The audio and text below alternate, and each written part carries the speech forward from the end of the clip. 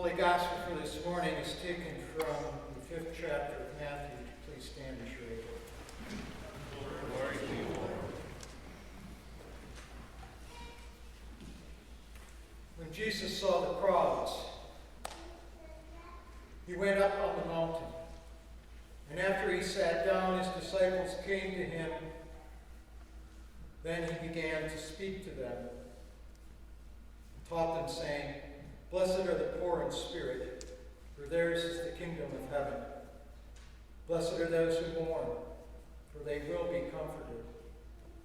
Blessed are the meek, for they will inherit the earth. Blessed are those who hunger and thirst for righteousness, for they will be filled. Blessed are the merciful, for they will receive mercy. Blessed are the pure in heart, for they will see God. Blessed are the peacemakers, for they will be called the children of God.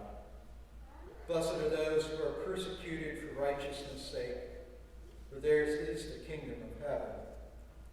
And blessed are you when people revile you and persecute you and utter all kinds of evil against you falsely in my account. Rejoice and be glad, for your reward is great in heaven. For in the same way they persecuted the prophets who were before you." It's the word of the Lord. Praise you, Lord. You may be seated.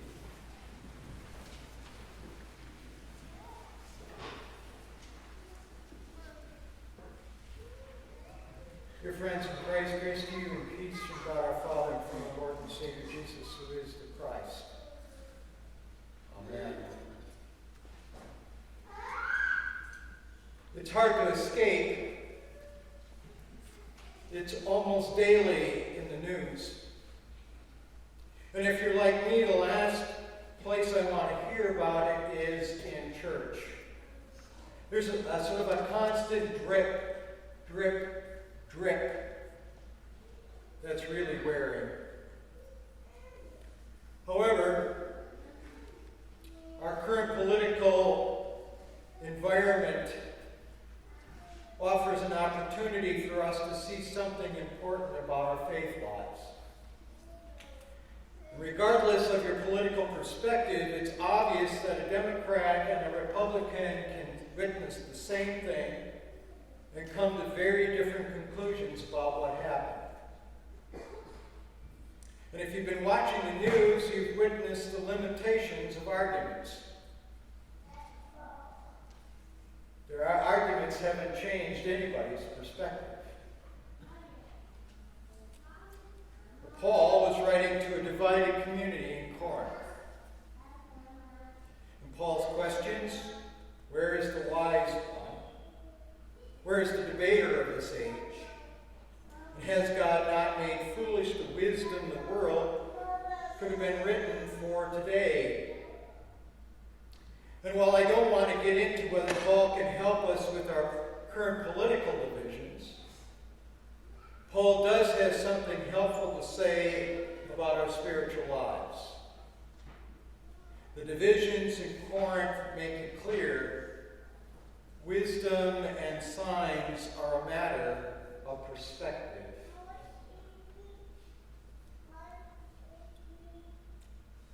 How you see depends on the lens you look through. Paul says if you want to see the power of God, look through the lens of the cross and the resurrection of Jesus. Without the cross and resurrection, Jesus would be just another philosopher offering wisdom like Socrates, Plato, or Aristotle, or another in a long line of prophets like Elijah, Isaiah, Jeremiah, and Moses. And not that there isn't continuity of God's action with what God has done in the past, but the problem is if you try to use reason or wisdom meaning looking at the world and seeing how it operates, and just try and figure out from that how God operates, it won't work. Wisdom based on the discovery of how the world works just won't reveal to you how God is at work. We all know that if you touch a hot stove, you get burned. And wise people learn not to touch hot stoves. Right? So if we look for signs of God's presence, we tend to look for the positive things in life. We tend to look for God's favor in success, and happiness, health, love, and prosperity. And the problem is not that God isn't present in such things, or that we should feel guilty about experiencing them. The problem is that God isn't just present in these things, or that we have somehow earned them or deserved them more than those who don't have them. As though all the blessings we have are because of us. And we can't see that everything we have is a gift from God.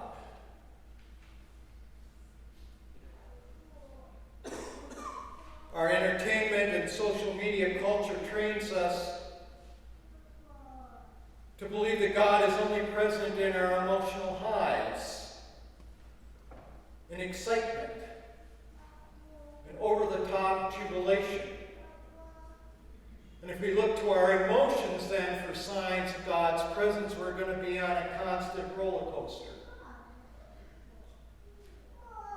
And again, there's nothing wrong with experiencing highs and feeling good. But God is not only in the highs and in feeling good, in excitement and thrill. God isn't only about the winners. God is also there with the losers. I remember, it is interesting to me that, the sportscasters have dropped this. But back in 1974, there was an ABC sports show that had this opening.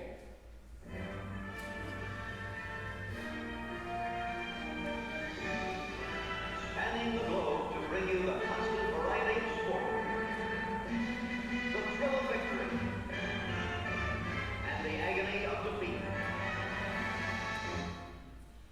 The thrill of victory and the agony of defeat. We don't talk about the agony of defeat anymore. Huh? Now, I know I'm not an entertainer. And I hope that what I'm going to say isn't just self-justification. And I believe that we should do our absolute best so that worship isn't boring. But I worry if our religious experience is all about excitement, highs, and entertainment. What happens then when life is just so-so or ho-hum? And your life may be different than mine, but a good share of my life is so-so and ho-hum.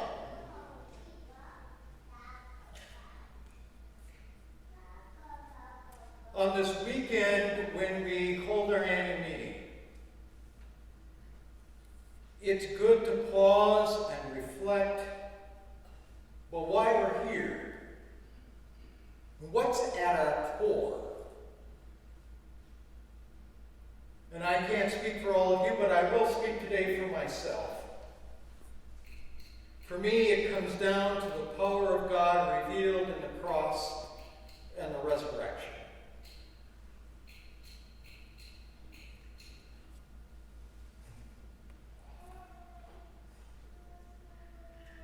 I've been deeply affected today. You see, on Friday morning, 8:35, Tony Maher was driving his sister Tricia to school in Rosemont. His pickup hit a patch of ice, rolled over, hit a telephone pole. 17-year-old Trisha Mocker, one of our members, died instantly on the spot. Tony pulled her out of the car. He walked away. He pulled her out of the pickup and tried CPR, but she was gone.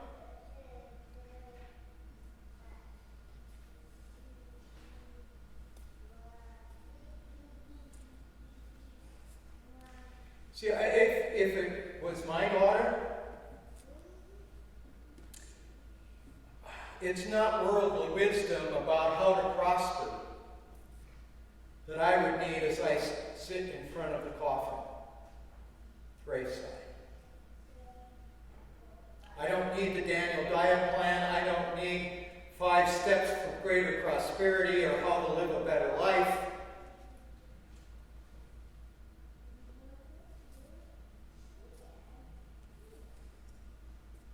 And it's certainly not entertainment that I need. Well, entertainment might distract me for a little while, but ultimately it will not heal or bring me hope.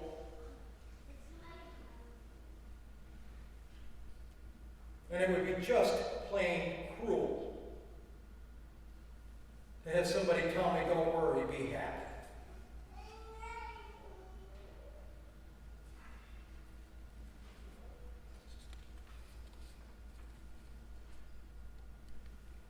What I would need is the truth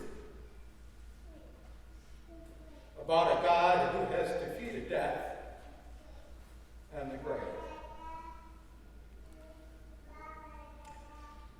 I need the eyes to see a God who is at work to bring life in the midst of death. I need the perspective of the cross and resurrection and the truth about a living Lord. And I think that's what we all need at our heart, at our core. I've said for years that death is a way of clarifying life, helping us see what's really critical and important.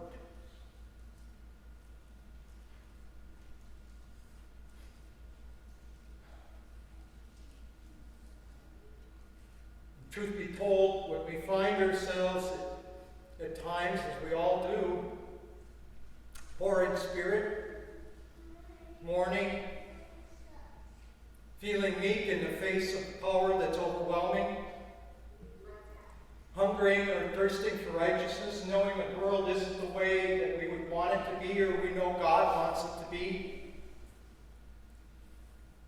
need of mercy, and the whole list.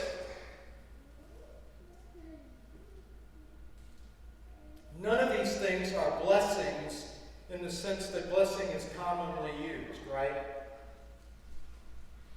None of these things are things that we would seek. And yet Jesus tells us that the power of God's presence and the power of God is at work, often in mysterious ways, in ways that remain unseen, often in the moment, for those experiencing them. That God is at work making good on God's promise to work all things for good for those who love God.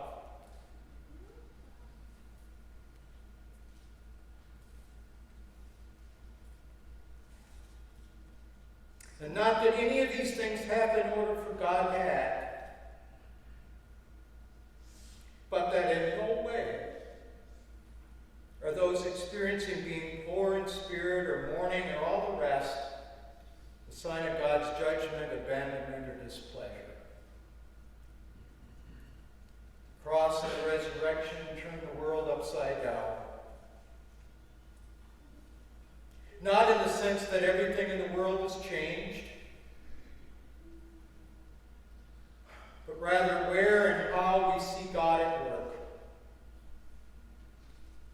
Becomes a lens. But because this power of God is not immediately apparent, it seems naive, it seems foolish, or just plain wrong to believe that God is somehow at work in the world from the world's perspective, from the way we see things happening.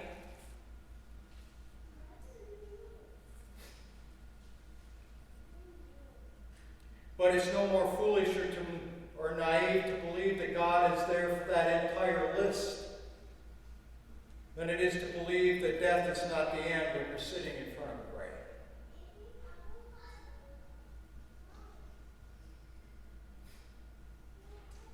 But it takes faith. It takes faith when you're sitting there in front of that grave or the gravesite. When all you got is a promise. When you're forced to your knees, broken in grief, and find yourself empty and powerless before death. And all you have is the cross and the resurrection. And yet, I know that many of you have found power there. You have your own story. You're here today because of that power at work in your lives. And it may not have been right away. Most likely it wasn't. Most likely you still have your moments if you're honest. I know I still do. It doesn't happen in some magical fairy tale sense, but it does happen in a way that allows you to move forward in hope. It's a perspective that is already and not yet. The work of God that is present and coming.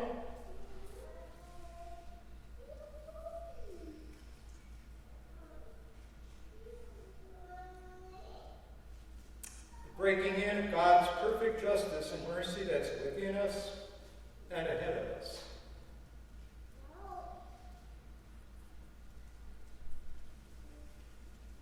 It's a promise that's not either or, it's both and. A kingdom that is now and coming. It's a perspective that shapes our identity. So that even when we're experiencing the good times, times that we normally think of as times of blessing, they take on purpose and meaning. Seen from the lens of the cross and the resurrection, the wealth, the health, the success, the love, the happiness that I've received as a gift from God frees me. Frees me and gives me a purpose in living. Purpose and an opportunity to participate in what God is doing in the world. Helping me to address those who are finding them poor in spirit, the grieving, and all the rest. Work for justice. And again, it's easy to find yourselves overwhelmed by all the pain, the suffering, and the problems in the world. And that's why it's helpful to remember the story of the starfish bowl, right? You've heard the story. You know the story. Little boy's walking along the beach. It's littered with thousands of starfish as far as you can see that washed up onto the shore. And as he walks along, he starts throwing starfish back into the sea, one by one. Puzzled, the man looks at the boy and sees what he's doing, and and he asks him, "What are you doing?" And without looking up, the little boy says, "I'm saving starfish." And the old man chuckles aloud and says, "Son, there are thousands of starfish, and only one of you. What difference can you make?" And the boy picks up the starfish and throws it out into the sea and says, "I'm making a difference for this one."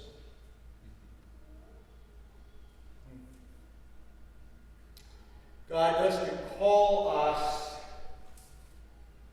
to change the world in the sense He doesn't expect us to be gods. But within the realm of what we've been given and the realm of our capability, He invites us to participate in what God is already doing in the world. So be energized. Go knowing you are blessed. God has given you an identity, a purpose, a reason for living, and that the power of God is at work for you, in and through you,